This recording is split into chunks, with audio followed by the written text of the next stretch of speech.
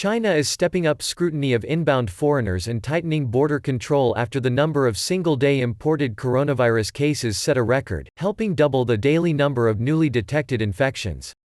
New confirmed cases in mainland China reached 99 on April 11 from 46 the previous day, with all but 2 involving travelers from abroad. In commercial hub Shanghai, 51 Chinese nationals flying in on the same flight from Russia tested positive.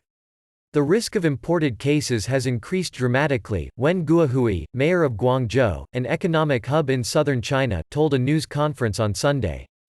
Guangzhou is enforcing anti-virus measures on anyone who enters the city from across the national border, regardless of nationality, race or gender, Foreign Affairs official Liu Baochen said at the same event.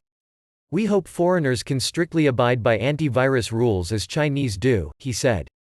In the northeastern province of Heilongjiang, which reported 21 new, Russia-imported cases on April 11, the local government said its Suifanhe border with Russia will remain closed after April 13. The border was temporarily closed on April 9 to contain the epidemic, and was scheduled to open next week. Even Wuhan, the first virus epicenter which this month emerged from lockdown after containing the virus, is vulnerable to imported infection, China's senior medical advisor Zhang Nanshan said. At the moment, the epidemic is still spreading rapidly overseas, so China's coastal, major cities with close international contact are highly vulnerable, and could see the epidemic come back again, Zhang told the official People's Daily newspaper in an interview published on Sunday.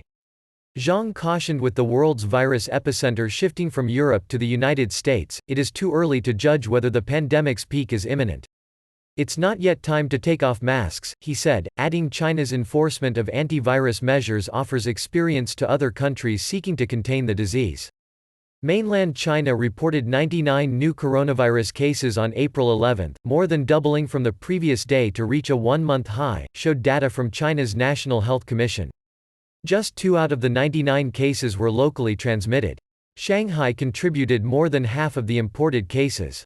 Of the city's new cases, 51 flew in on the same flight from Russia on April 10.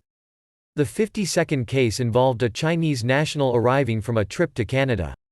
Shanghai authorities have quarantined 92 other passengers who were in close contact with the infected, the city's health commission said on Sunday.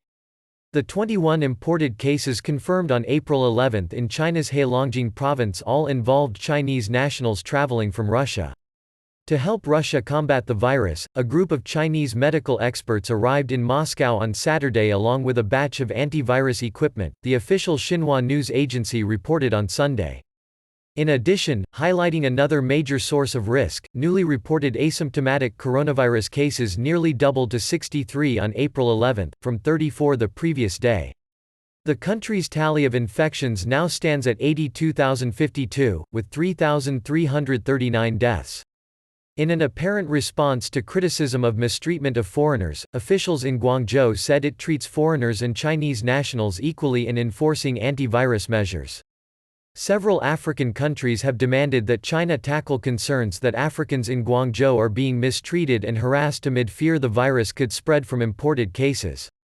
The antivirus curbs apply to all Chinese citizens and foreigners, with no discrimination in enforcement, Kai Wei, an officer of the city's Public Security Bureau, told a news conference.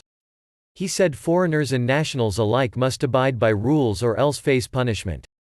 Last week, Guangzhou's U.S. consulate said local government officials had ordered bars and restaurants not to serve clients who appeared to be of African origin.